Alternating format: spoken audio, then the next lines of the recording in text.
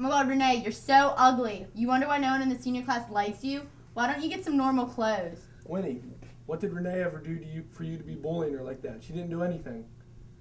I guess I don't know. I guess I learned my lesson on education today. Which starts now. You're so weak. What are you Stronger doing? than you, No, Brittany. you're not. You don't know anything. I'm You strong. don't even arm wrestle. We're strong just like John Pritikin, who's on Education Education Today, Today, which starts now. Education today starts now.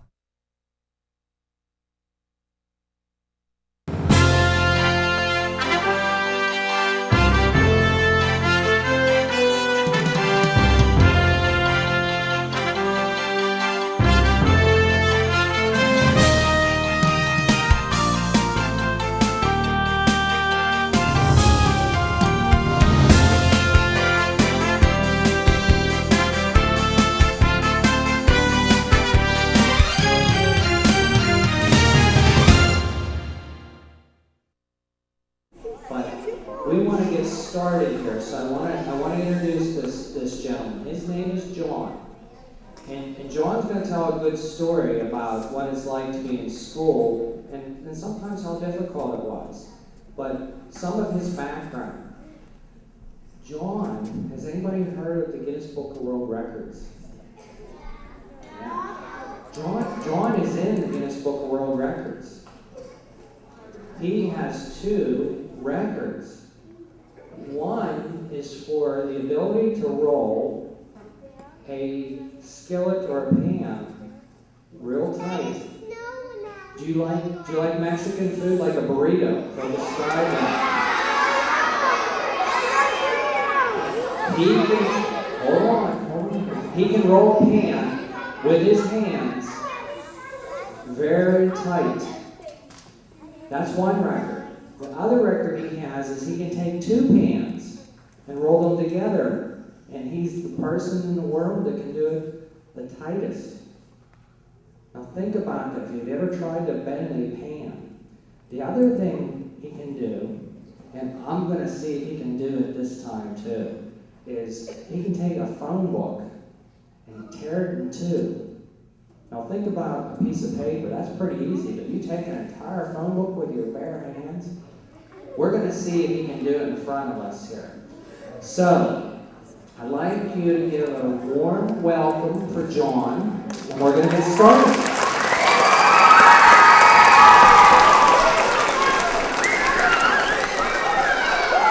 Perfect. Thank you so much. Hey, it's good to meet you guys this afternoon. We had a good assembly at the other school. I'm excited about being with you right now. I need a volunteer to help me out with this. Make sure there's a real phone books. Let's see. My man at the very end in the camo hoodie right there. Yeah, come on, give him a big hand. As he comes up here. Here, man. How you doing? What's your name? Brett. Hey, Brett. What grade are you in? 6. You're in 6th grade. Okay, we got 2 phone books here. We'll make sure they're real phone books. They're not been fake, put in the oven. They're real, not pre-written. Are they real? I guess. You're funny. This is my show. Okay, okay, so you're eating a countdown from 10 to 0. I'm gonna rip them in half. Okay, so when you hit 0, you're gonna yell, you're gonna scream, you get your groove on. You're gonna go crazy, right? Are you excited? Okay. Okay, here we go. Give me a countdown from 10 to 0. Okay? 10, 9, 8, 7, 5, 4, 3, 2, 1.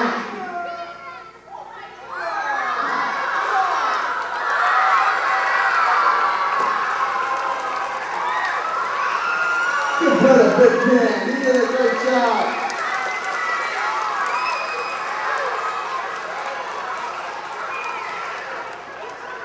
All right.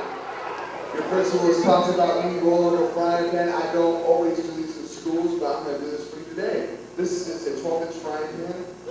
I'm going to roll it like a burrito, take the handle, and break it off. In 1999, on the Guinness Book of World Records television show, a man rolled a frying pan just like this with a tiny stone roll. It's 9 1/4 inches. In 2001, another guy tried it and he could only match it in Germany. This year in London, England, I broke the world record by rolling 7 1/2 inches, and my pupils was in 2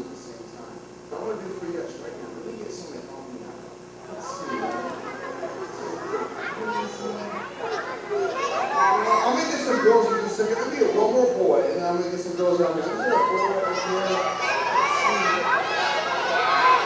Well, maybe the brown shirt, they're kind of flexing right there, yeah. Give him a big hand as he comes down here. Yeah. What's your name? Joe.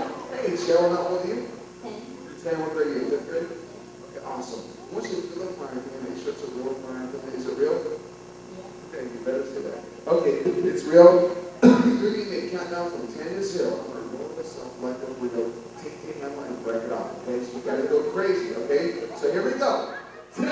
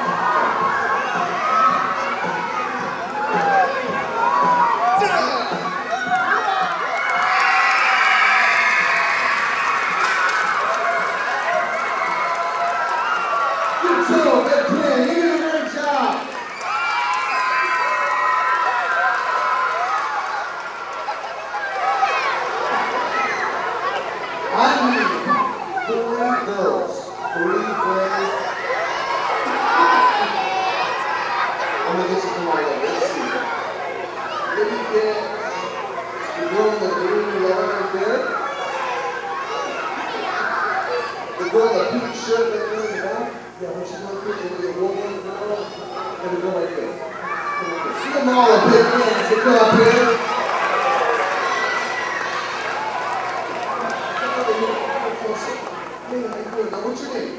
Allison. Hey, Allison, how old are you? 8. You're 8 years old. What grade are you? 3rd. You're in 3rd grade. Okay. Allison, come stand right over here. Stand right there. What's your name? And how old are you? 8. You're 8 years old and you're in 3rd grade? Okay, awesome. Come stand right there. Okay, now what's your name? Kylie. Okay, how old are you? 12. You're in 6th grade? Okay, cool. Stand right there. Stand right there. Okay, I want to get you girls to grab onto the steel bar and both your hands, okay? What's going to happen in just a moment, I'm going to take this steel bar and I'm going to bend it in half, okay? But to show everyone this story, we go steel bar, I'm going to take you two girls, and I'm going to pick you guys up in the air and spin you around, okay? So you're going to hold on. You're really tight, okay? So hold on really tight, kind of like a ceiling fan though. So you gotta hold on tight. Now, I live in California, we have like Disneyland, Magic Mountain, we have all these beautiful parks. We have this roller coaster ride. They take you up in the air, they spin you around really fast, and you get off and you throw up. Have you ever been around like that before? Yeah? What did you have for lunch? We're gonna find out, okay? So hold on tight, don't let go. Is it Kylie? Is that right? Okay, Kylie, you're gonna give me a countdown from 10 to 0, okay? Because I know girls can yell. Okay, hold on tight. Give me a countdown from 10 to 0. I want you guys to be loud, okay? Here we go. 10.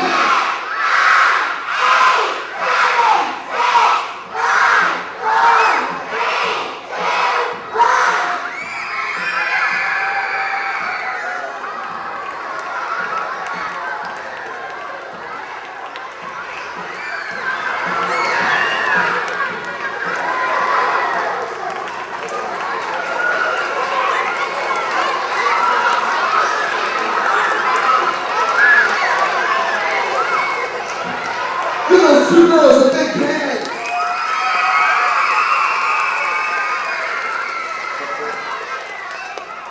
Okay. Now they're coming over here.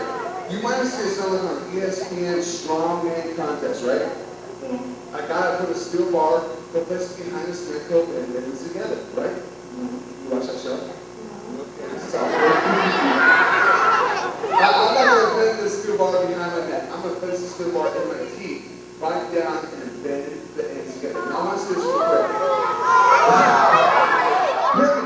Real quick, I want to hear this part. I've been doing this for a long time. I didn't say this in another school. I meant to say it, and I want you guys to do this.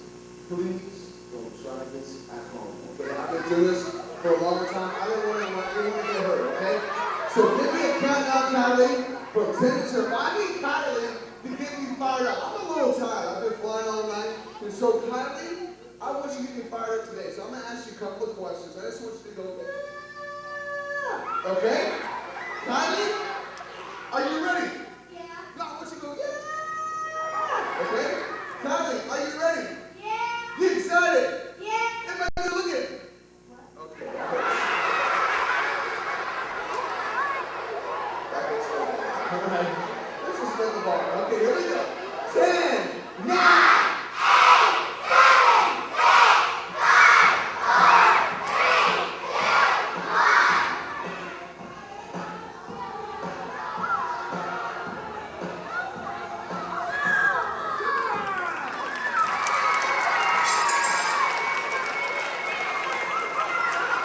Give Kylie a big hand.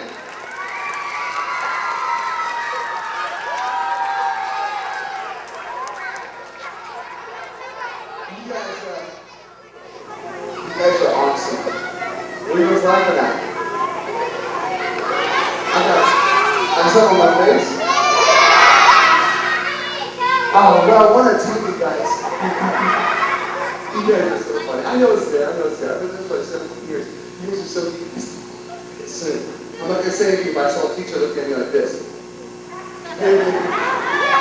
Real quick, what's that happening? I'm going to end our time. I have a baseball bat. For 11 years, I worked with the Oakland A's baseball team. And we exposed to all teams in baseball. And we started breaking baseball bats because guys would ask us to break their bats in half. So we've done this for teams for a World Series. I broke a baseball bat a long time ago for the Pittsburgh Steelers. I done the Pirates. This is a Major League Baseball bat. Alex Rodriguez. I'm going to put this on my leg and break it. But real quick. Wait just a moment. I'm not making any volunteers. You put your hands down. Look at me real quick. I want you guys to get this. Look, I just want to share for just a moment, and I'm going to break the back. And I want you to look in your eyes. We all need people in our lives to be nice to us. We need people in our lives to help us out when we're going through a tough time. And when you watch television or movies, we watch television or movies, you have like heroes like Spider-Man or Superman. I mean, you have different heroes. Tons of them. Totally tons. But what heroes do, I want you to hear this. What heroes do, they help someone out who might not be as strong. And sometimes we look at people for heroes. We all need heroes in our life. When I was growing up, my parents like almost like heroes. You know, I got in trouble all the time when I was growing up. And my dad, he would give me a kind of a spanking. He had a big old belt. His belt, he would take his belt, he'd be like,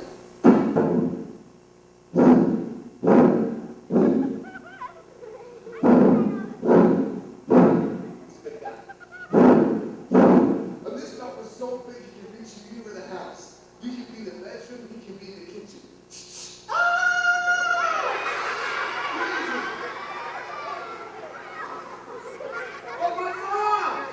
My mom would say crazy things to me when I was growing up.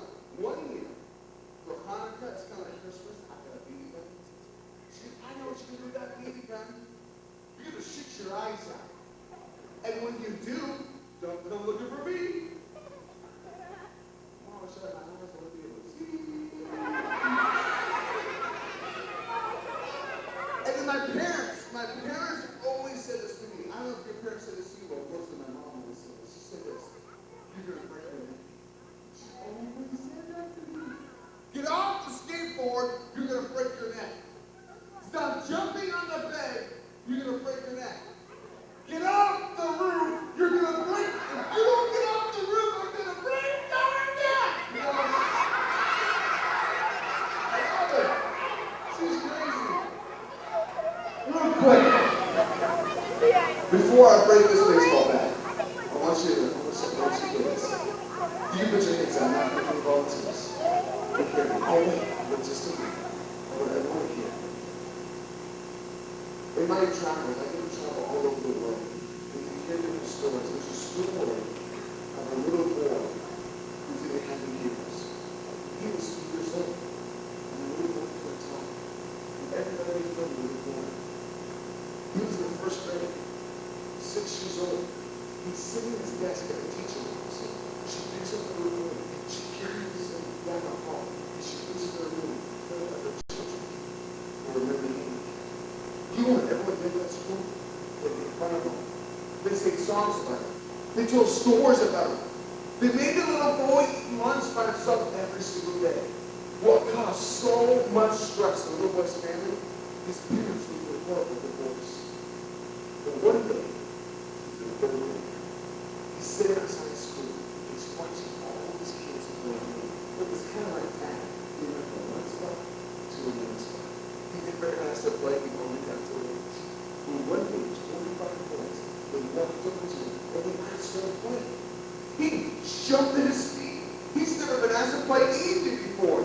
He felt so excited. He felt like he finally had some friends. So he started playing this game. Running back and forth. Having the time of his life. And then within minutes, that image condition said, "It's your me." They started chasing that little boy all over the playground. Through the playground, around the trees, down the halls of the school. See, it was all sun. The kids were screaming what they're going to do when they're going to catch him. They're going to run. He was running so hard and so fast, he didn't see how a fifth grader, trying to be funny, he broke the head of the pack and he stuck his leg out. Not seeing the outstretched leg, the little boy was running, he hit the leg, he tripped, he fell, his face hit the leg. And he broke the leg. And all 25 boys, you know what they did that day? They didn't help him out. They didn't go to the home. They went to the teacher. They pointed and laughed. With a bell ringing and everyone in the school said, "No, no, no." He stood up, tears in his eyes. His shirt soaked to the mud. He had to go to the hospital with stitches in his face. But the little boy never gave up. Well, he's the fourth grade now. He's sitting at his desk, and the teacher dismissed the whole class except the little boy. She walks over to his face. She takes her finger. She points to the little boy and says these words. She said, "We're going to read, write, or talk. You're the learners of high school or college. You're going to learn." Hey, can I say this one thing? You know what? I get this all the time. They have this moment to know that most of you get home to a great mom and dad. You go home to a great house.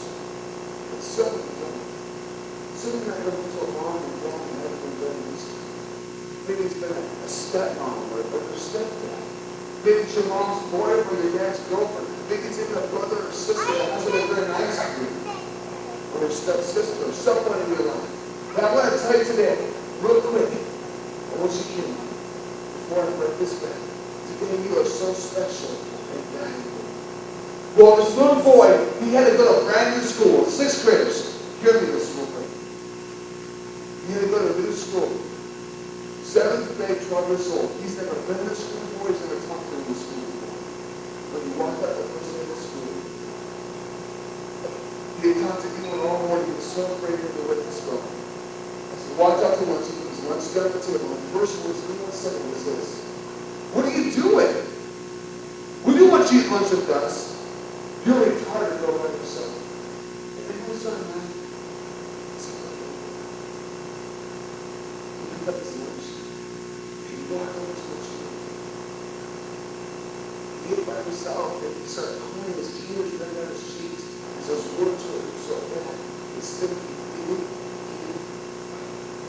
well, he became a young man, and in high school, he wanted to go to college, but his grade was so bad. He applied to so many schools, and every one of them said no. I said, "For one." He went to go to something what they call academic probation, which means he barely got in.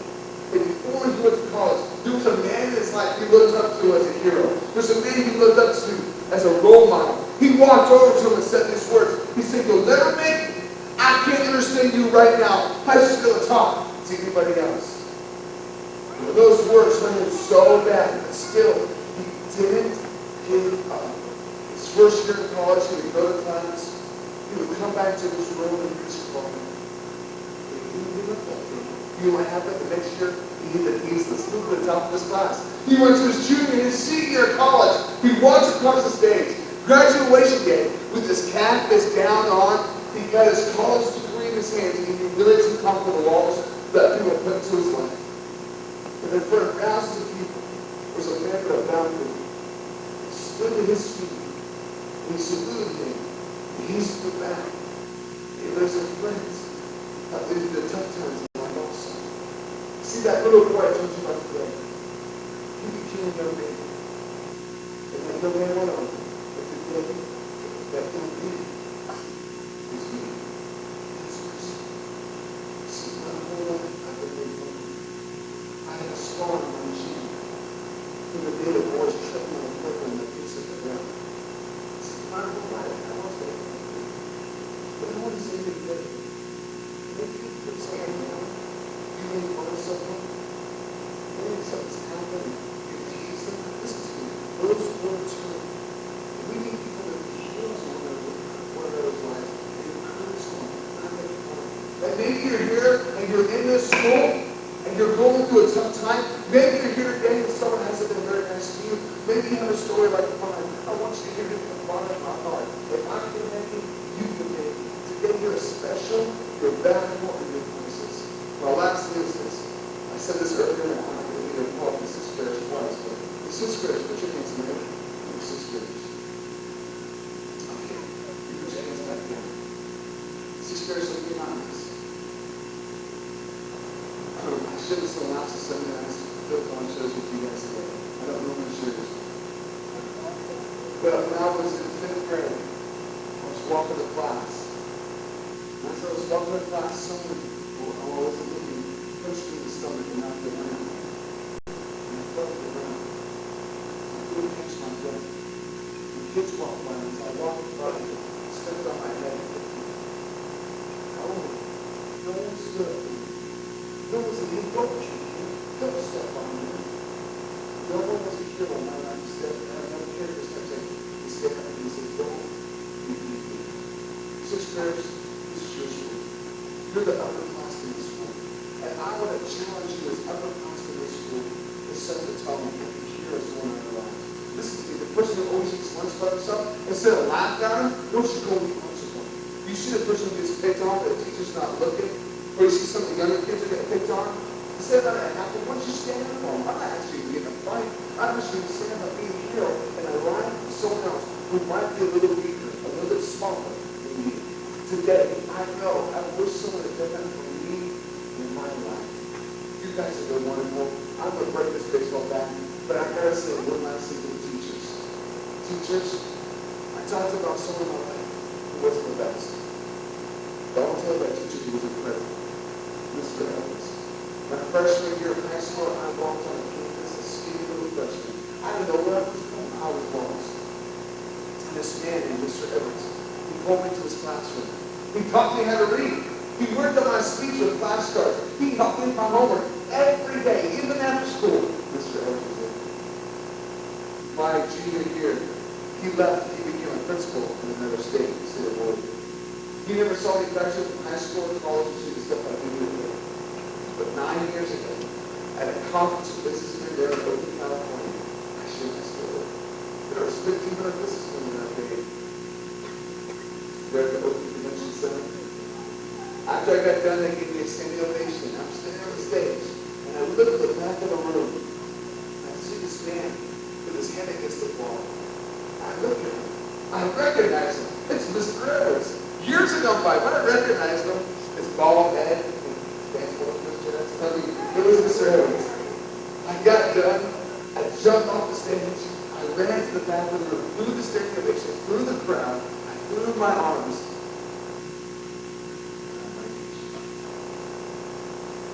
He looked at me, and I looked at him, Mr. Evans.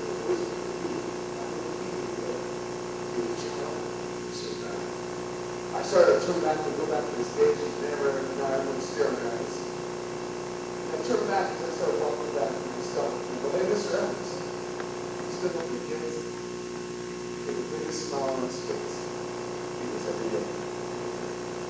For 17 years, I've been doing this. 17 years, I split from every continent of the world. And 47 in the United States, over 2.5 million students from around the world. And I also had to pat myself on the back. Please don't take it that way at all. I would say this. Everything makes up walks up to me. Like yesterday in California, I drove into a suicide note that had a school center. The week before in Virginia, or the 2 weeks before that in Armstrong School. 3 weeks before, I was in Sri Lanka. The next week, I'll be in Jerusalem. doing school assemblies. Every young person that walks up to me and his life has changed to our school assembly program. He chose it to happen. To my high school teacher, my special ed teacher, Mr. Evans. See, Mr. Evans passed away 2 years ago. But I know he was here today. He was the same thing I'm about to say that his teacher today. You know, we need you.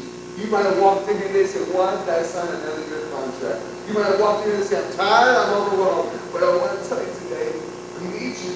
You're overworked, you're underpaid, but you're the molder, you're the shape of our dreams. And so for Mr. Edwards and for me today, I want to tell you, thank you for what you did. Students, right now, would you give a big hand for your teachers right now? Come on, a big hand!